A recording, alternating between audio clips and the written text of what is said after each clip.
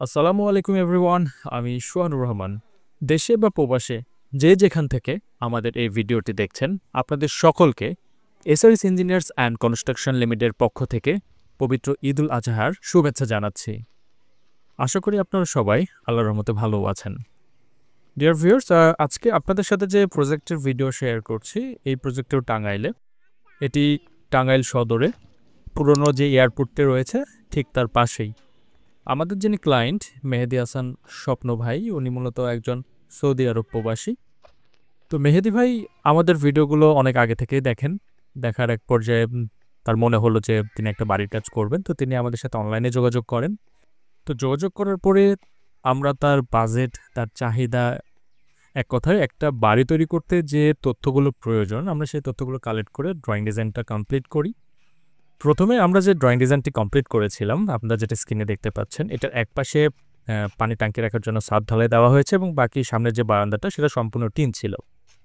Agreement হওয়ার ঠিক 2 দিন আগে মেহেদি ভাই বলল যে ভাই, আমি সামনের যে বারান্দাটা এটা টিন সেট আর করবো না, এটা সম্পূর্ণই আমাকে ছাদ করে দেন।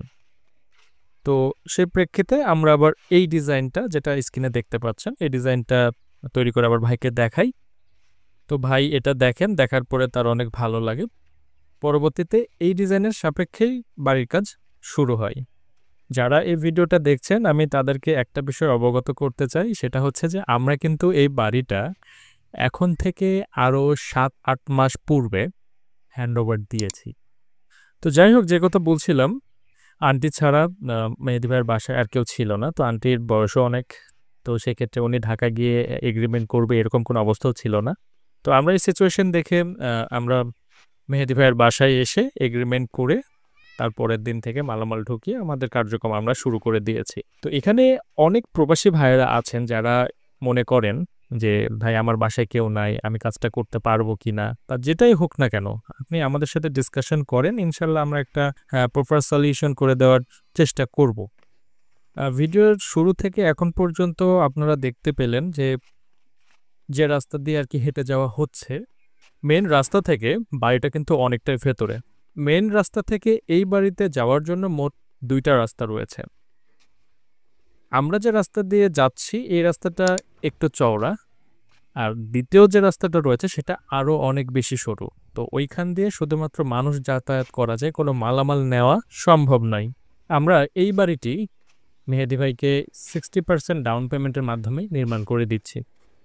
যারা 60% ডাউন পেমেন্টের বিষয়টা বোঝেন না, আমি তারপরে আর একটু সহজ করে বলছি। একটা বাড়ি তৈরি করতে যেই টাকা খরচ হবে সেই টাকার 60% টাকা আপনার হাতে থাকতে হবে।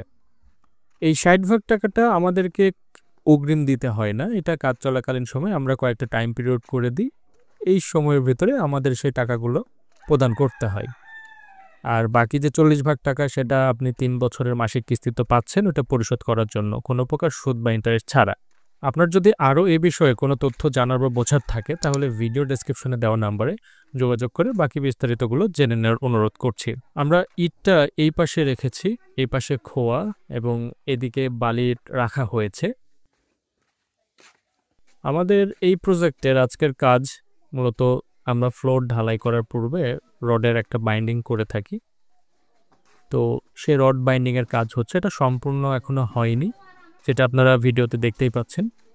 তো যে কথা বলছিলাম, ইট আর বালিটা এটা আমরা লোকাল এরিয়া থেকে, যেটা সবচেয়ে বেশি ভালো আপনার এলাকাতে আপনি জানেন কোনটা বেশি ভালো, তো আপনি যেখান থেকে নিতে বলবেন আমরা সেখান থেকে নিয়ে আপনার বাড়িটা তৈরি করে দিব। এছাড়া আপনার বাড়িতে বিশেষ করে মালামালের ক্ষেত্রে আপনি সম্পূর্ণ প্রায়োরিটিটা পাবেন, অর্থাৎ আপনি যেই কোম্পানির মালামালগুলো দিয়ে বাড়িটা তৈরি করতে চাচ্ছেন আমরা সেগুলো দিয়েই আপনার বাড়িটা আমরা তৈরি করে দেবো ইনশাল্লাহ। এখানে আপনি সম্পূর্ণ একটা স্বাধীনতা পাবেন।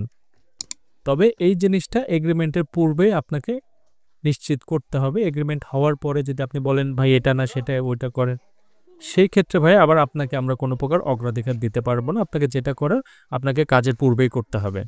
তাই আমি সবসময় একটা কথাই বলি যে বাড়ি করার পূর্বে একটু পরিকল্পনা করে বাড়িটা তৈরি করতে হবে, যার প্রেক্ষিতে আপনাকে অবশ্যই ড্রয়িং ডিজাইন তৈরি করতে হবে, কারণ ড্রয়িং ডিজাইন না হলে আসলে কোন দিকে কিভাবে কি হচ্ছে আপনি নিজেও বুঝবেন না এবং কাজ করতে গেলেও আপনি নিজেও অনেক প্রবলেমে পড়বেন, সাথে আমাকেও অনেক প্রবলেমে ফেলবেন।